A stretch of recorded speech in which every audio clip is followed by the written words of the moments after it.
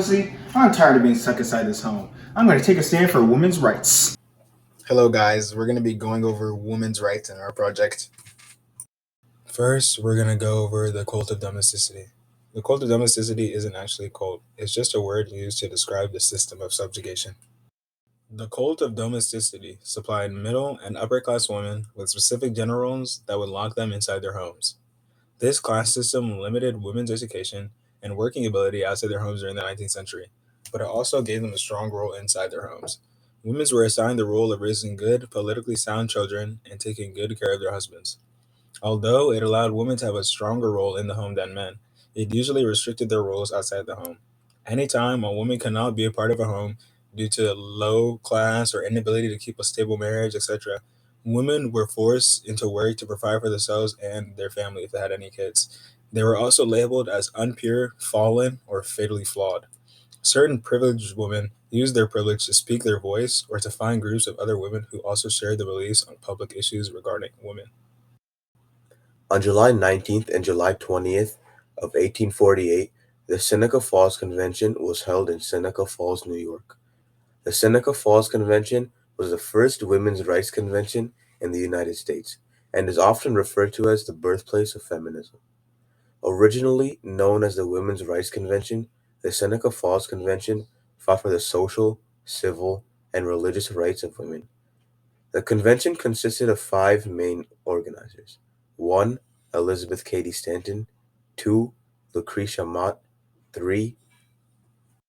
Mary McClintock, 4. Martha Coffin Wright, and 5. Jane Hunt. During the convention came a list of 11 resolutions, which demanded women to be regarded as men's equals. The resolutions called on Americans to regard any laws that placed women in an inferior position to men as having no force or authority. They resolved for women to have equal rights within the church and equal access to jobs. The Declaration of Sentiments was the Seneca Falls Convention's manifesto that described women's grievances and demands. It called on women to fight for their constitutionally guaranteed right to equality as U.S. citizens. Written primarily by Stanton, the Declaration of Sentiments was based on the Declaration of Independence to parallel the struggles of the Founding Fathers with those of the women's rights movement.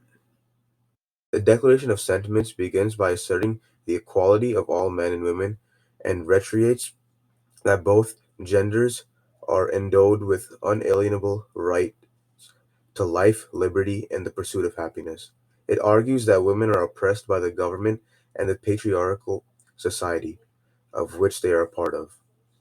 The text then lists 16 facts illustrating the extent of this oppression, including the lack of women's suffrage, participation and representation in the government, women's lack of property rights in marriage, inequality in divorce law, and inequality in education and employment opportunities. The document insists that women be viewed as full citizens of the United States and be granted all the same rights and privileges that were granted to men.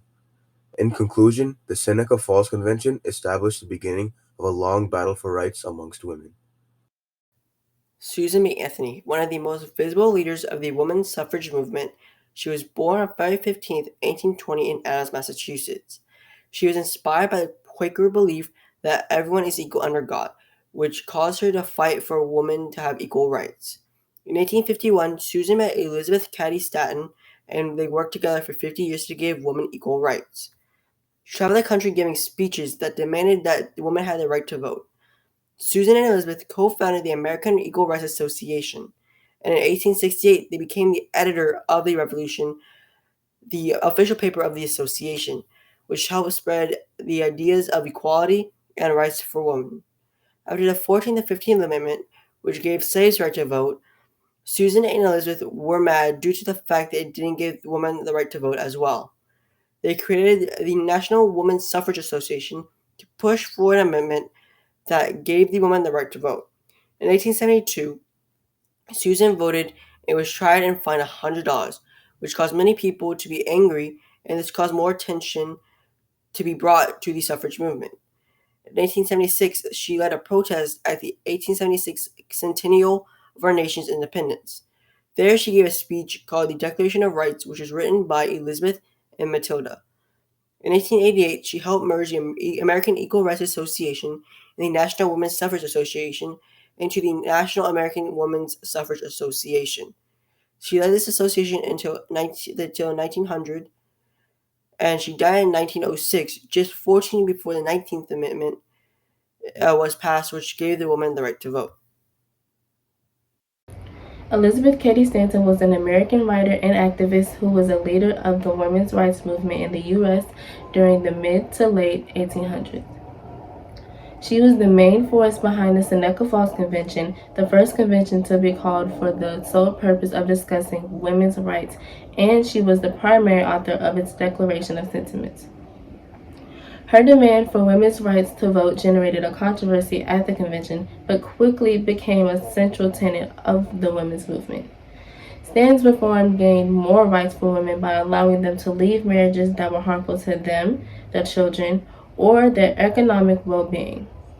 Her unwavering dedication to women's suffrage resulted in the 19th Amendment to the Constitution in 1920, which ultimately granted women the right to vote. Now we're about to take you into a whole different dimension. Too legit. Too legit. The cult of domesticity, yeah, that third ring, the 19th century. Limited women answer their homes, did not let them work to their best ability. Limits in their education, it was segregation that anybody could see. So some women had to stand up for their own rights, like Susan B. Anthony. One of the most visible leaders of the women's suffrage movement. She met Lloyd Gerson and Frederick Douglass, who gave her inspiration. She met with a group of women at the Seneca Falls Convention, traveling around the country, giving speech to speech for women's suffrage. In the U.S., they held the very first women's rights convention. This is where they fought for social and religious rights of women. This resulted in the creation of the Declaration of Sentiments. In the meeting, they went over 11 different resolutions. All of them were passed except for the one about women's suffrage. Together, Elizabeth and Susan paved the way for the movement. Blooper time. Too legit.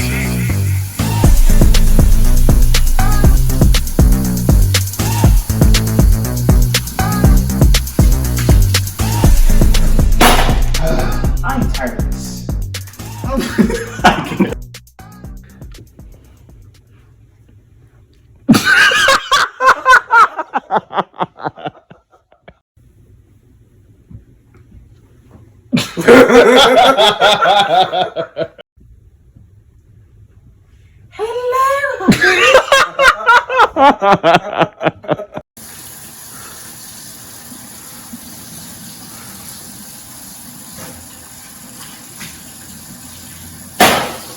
Honestly, I'm sick of being inside the house. I'm gonna take a stand for. God, that's not even my fault.